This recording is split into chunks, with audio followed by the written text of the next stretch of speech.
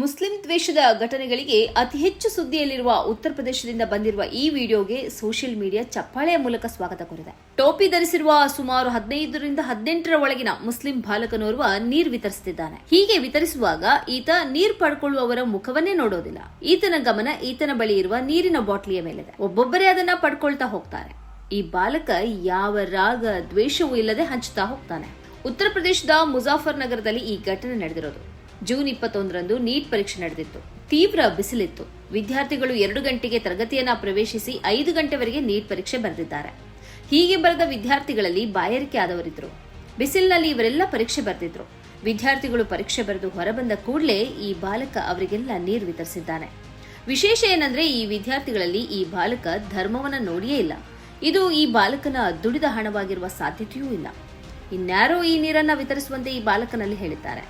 ಅವರು ಕೂಡ ಈತನಿಗೆ ಇಂತಹದ್ದೊಂದು ಸೂಚನೆ ಕೊಟ್ಟಿರಲಿಲ್ಲ ಅನ್ನೋದಕ್ಕೆ ಈತ ವಿತರಿಸುತ್ತಿರುವ ರೀತಿಯ ಸಾಕ್ಷಿಯಾಗಿದೆ. ವಾರದ ಹಿಂದೆ ವಿಡಿಯೋ ಒಂದು ವೈರಲ್ ಆಗಿತ್ತು. ಸಾರ್ವಜನಿಕವಾಗಿ ಅನ್ನ ವಿತರಿಸ್ತಾ ಇರುವ ಕಾರ್ಯಕ್ರಮದಲ್ಲಿ ಓರ್ವ ಮುಸ್ಲಿಂ ವ್ಯಕ್ತಿ ಸಾಲಿನಲ್ಲಿ ನಿಂತು ಅನ್ನಕ್ಕಾಗಿ ತಟ್ಟೆ ಮುಂದೆ ಮಾಡ್ತಾರೆ. ಆಗ ಅವರಲ್ಲಿ ಜೈ ಶ್ರೀರಾಮ್ ಹೇಳುವಂತೆ ಒತ್ತಾಯಿಸಲಾಗ್ತದೆ. ಅವಮಾನಿಸಿ ಅವರಿಗೆ ಅನ್ನ ನೀಡಲಾಗ್ತದೆ. बोलो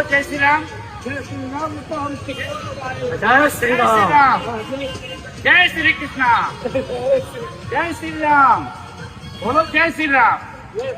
जय श्री राम मिलेगा तभी प्रसाद मिलेगा। जय श्री राम।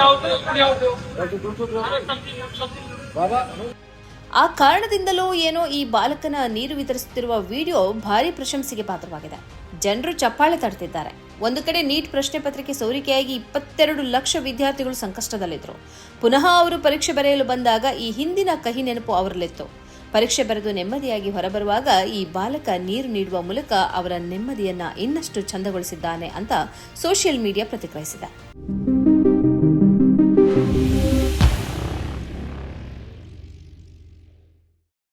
ಈ ಕಾರ್ಯಕ್ರಮದ ಪ್ರಾಯೋಜಕರು ಗಡಿಯಾರ್ ಗ್ರೂಪ್ ಆಫ್ ಕಂಪನೀಸ್,